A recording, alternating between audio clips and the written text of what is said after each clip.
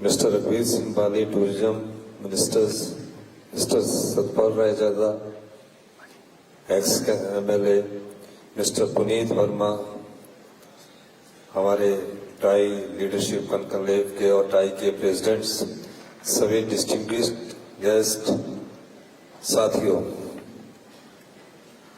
IT secretary, हमारे IT director ने आपके सामने कुछ योजनाएं रखी हैं, उस पर आप बैठकर विचार कर सकते हैं और कैसे न्यू इन्वेस्टमेंट आएगा, किस सेक्टर में न्यू इन्वेस्टमेंट आएगा, उसकी विस्तृत जानकारी आपके पास हमारे आईटी डायरेक्टर निपुण जिंदल जी ने दी है। मैं कुछ बातें आपसे कहना चाहता हूं। व्हाट हिमाचल, वेयर हिमाचल, इसको समझना बहुत जरूरी है।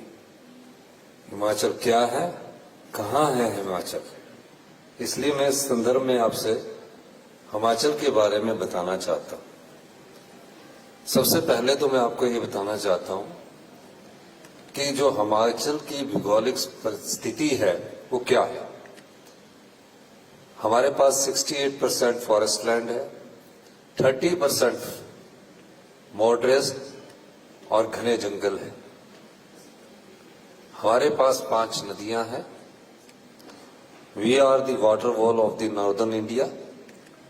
उत्तर भारत में जो भी पानी जाता है, अधिकतर 80% हरियाणा, हिमाचल, पंजाब, चंडीगढ़, दिल्ली और राजस्थान वो हिमाचल की नदियों से जाता है।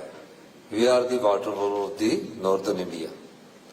जबकि पंजाब में कोई नदी नहीं बहती है, पर food wall of India Punjab कहलाता है।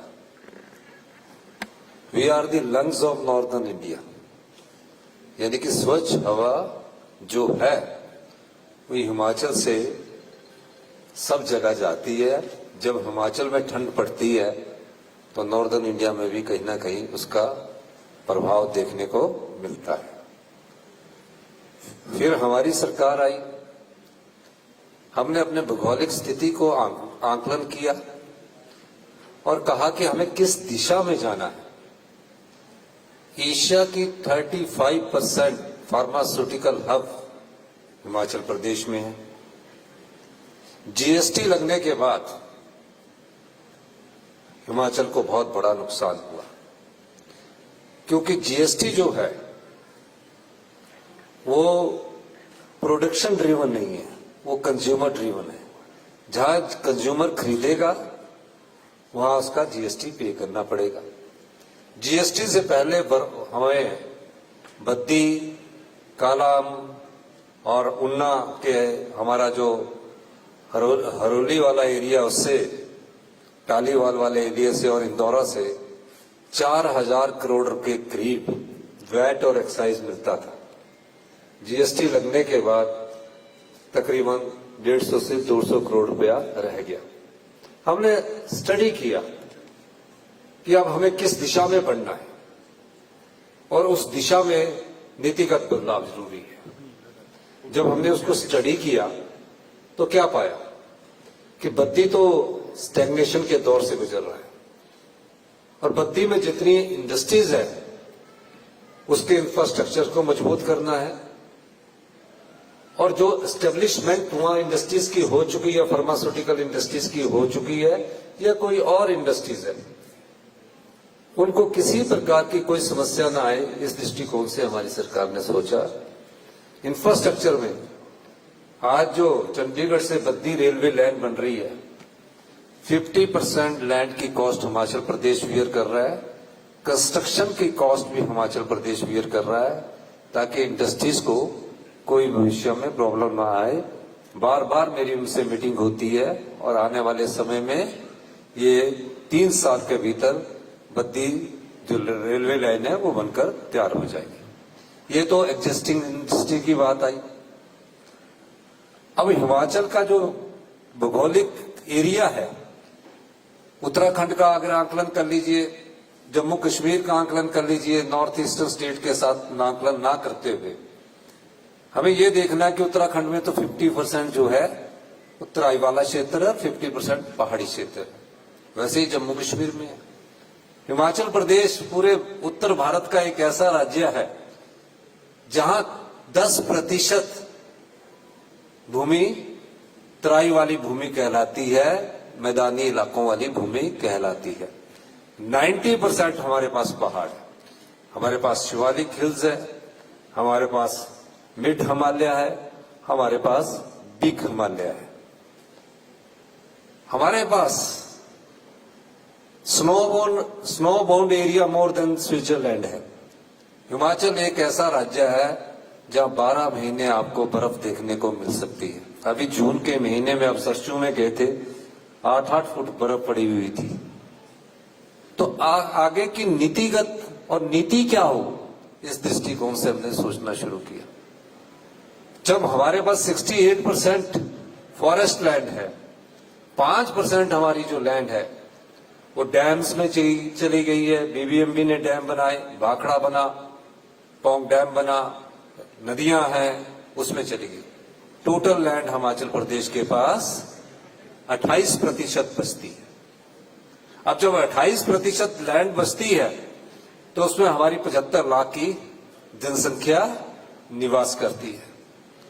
किस प्रकार से हमने बदलाव किया, हमने अपने पूरे क्षेत्र का आकलन किया और ये पाया कि हमें किस सेक्टर में आगे बढ़ना है। हमने उस सेक्टर को चिन्हित किया।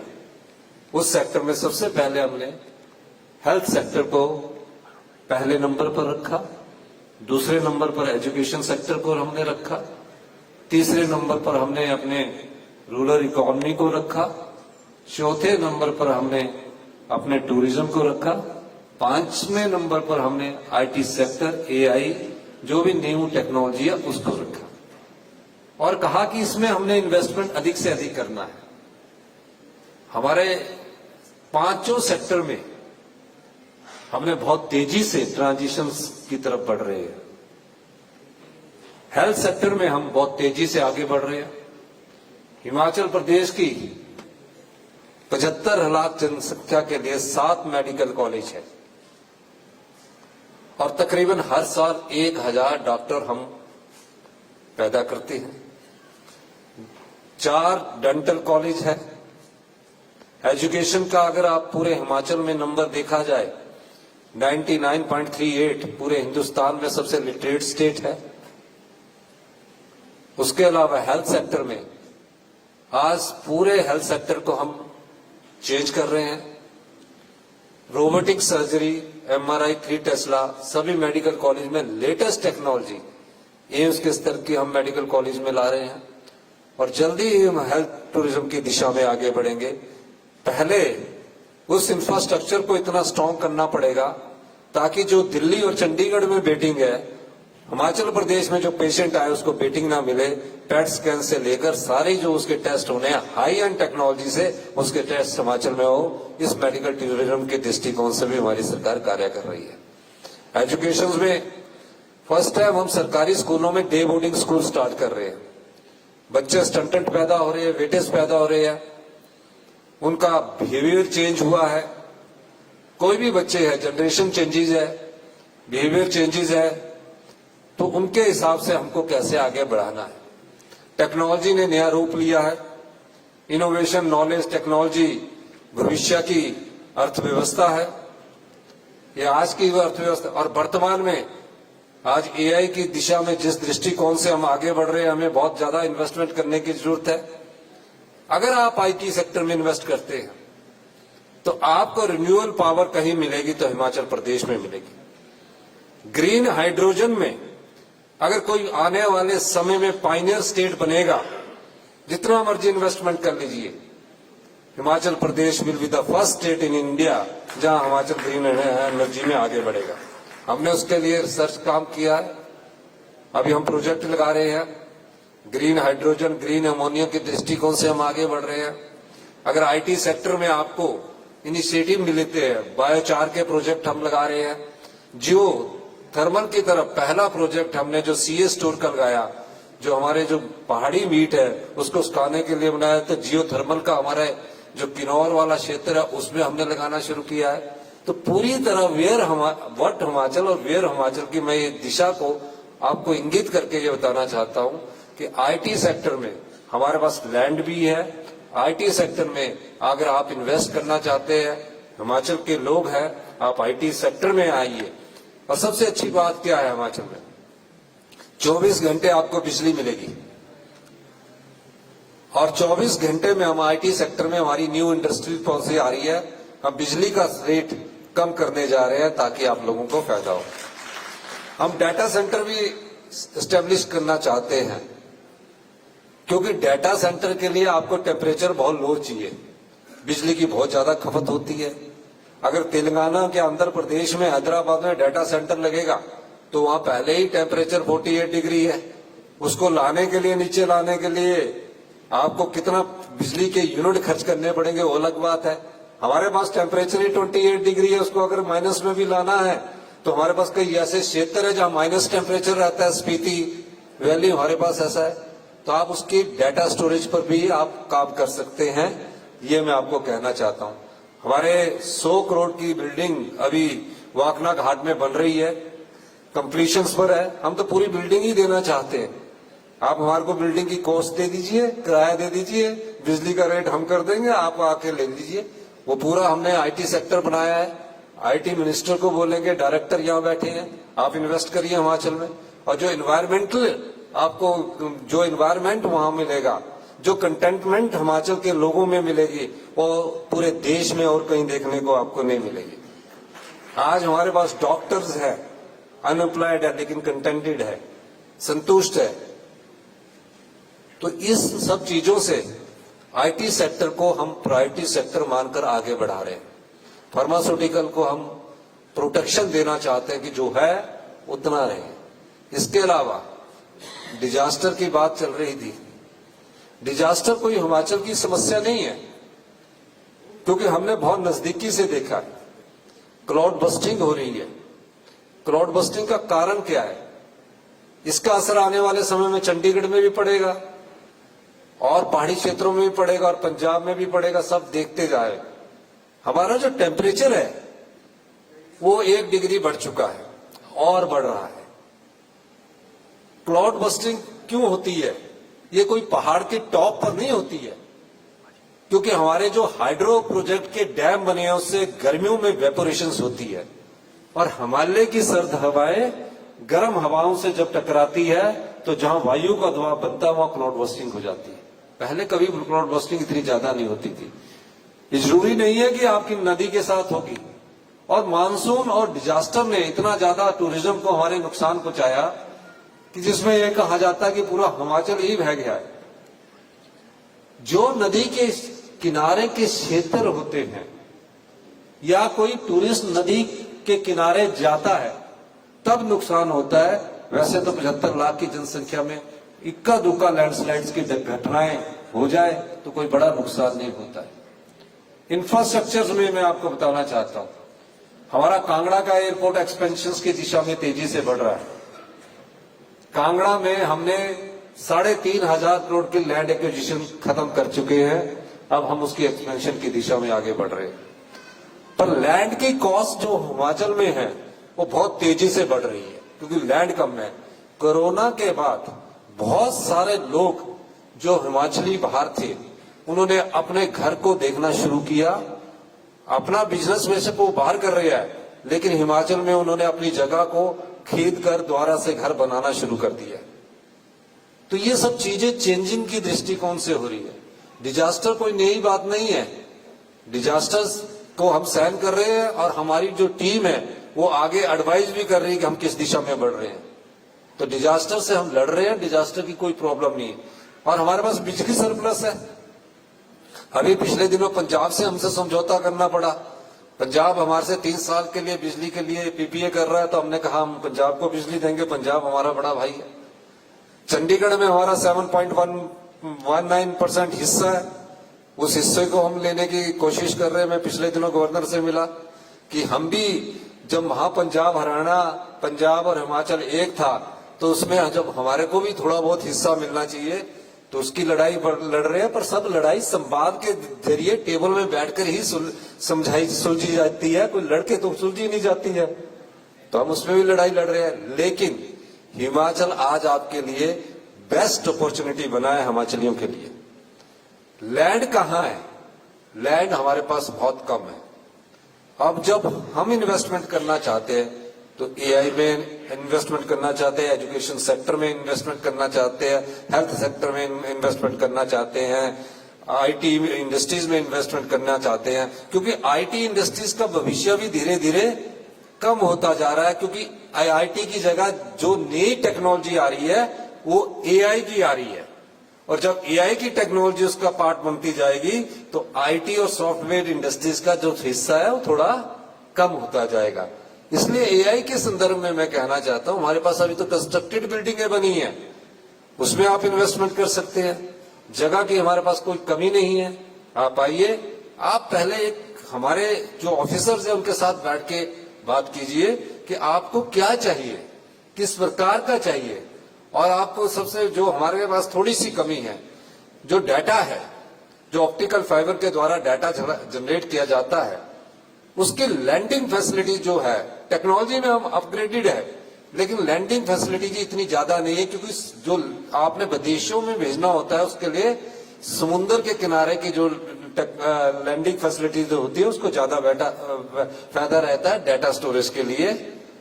इसलिए हम थोड़ा सा इस सेक्टर में हमारी जो डाटा सेंटर्स और डाटा स्टोरेज की बात है वो थोड़ी सी अभी कमी आ रही है। लेकिन जैसे ही ये स्टार एक्स वन वेब और स्टार एक्स एलएनएमएस के जो टेक्नोलॉजी, स्पेस की जब टेक्नोलॉजी आ जाएगी तो ये सब चीजें दूर हो जाएगी। आप अभी इन्वेस्टमेंट कीजिए, ये अपॉर्चुनिटी है। इंफ्रास्ट्रक्चर में हम सारे ही डिस्ट्रिक्ट अपने हेलीपोर्ट से जोड़ने जा रहे हैं। 5 डिस्ट्रिक्ट हमारे हेलीपोर्ट से अगले 4 महीने में जुड़ जाएंगे। यानी कि चंडीगढ़ से शिमला आप हेलीकॉप्टर के माध्यम से 20 मिनट में पहुंच जाओगे। चंडीगढ़ से पालमपुर आप 50 मिनट में चंडीगढ़ से पालमपुर पहुंच जाएंगे। उसमें अब बीजेएफ दे रहे हैं, तो सारे डिस्ट्रिक्ट हेडक्वार्टर कुछ 2-3 सालों में आप पूरे हिमाचल प्रदेश में हेलीकॉप्टर उड़ते हुए देखेंगे। हिमाचली जो भी जाएगा चंडीगढ़ से फ्लाइट पकड़ेगा, आधे घंटे में अपने घर पहुंच जाएगा, 45 मिनट में पहुंच जाएगा, शाम को वापिस आ सकता है। तो ये सब चीजें चेंजिंग की दृष्टिकोण से हो रही है। हमारा एक गोल है, हमने हमेशा कहा है कि हम सेल्फ रिलायंट स्टेट बनना चाहते हैं और बन जाएंगे, इसमें कोई दो राय नहीं। और 2032 में जो हिमाचली यहाँ है, इस मंच के माध्यम से मैं कहना चाहता हूं, क्योंकि टाइज सिटी लीडरशिप कॉन्क्लेव में कि 2032 में हिमाचल प्रदेश हिंदुस्तान का सबसे समृद्धशाली और अमीर राज्य बनेगा। इस दृष्टिकोण से, क्योंकि हमने बहुत नीतिगत बदलाव लाया है। आज नेचुरल फार्मिंग में कोई स्टेट सबसे ज्यादा आगे है तो हिमाचल प्रदेश है। उसकी प्रशंसा देश के प्रधानमंत्री जी भी करते हैं, सब लोग करते हैं। क्यों है नेचुरल फार्मिंग? हम उनको मिनिमम सपोर्ट प्राइस दे रहे हैं।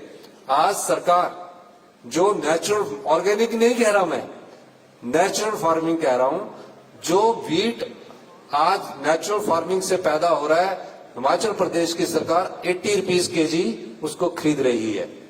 मेज को 50 रुपए केजी खरीद रही है। हल्दी को, टर्मरिक को हम 150 रुपए किलो खरीद रहे हैं।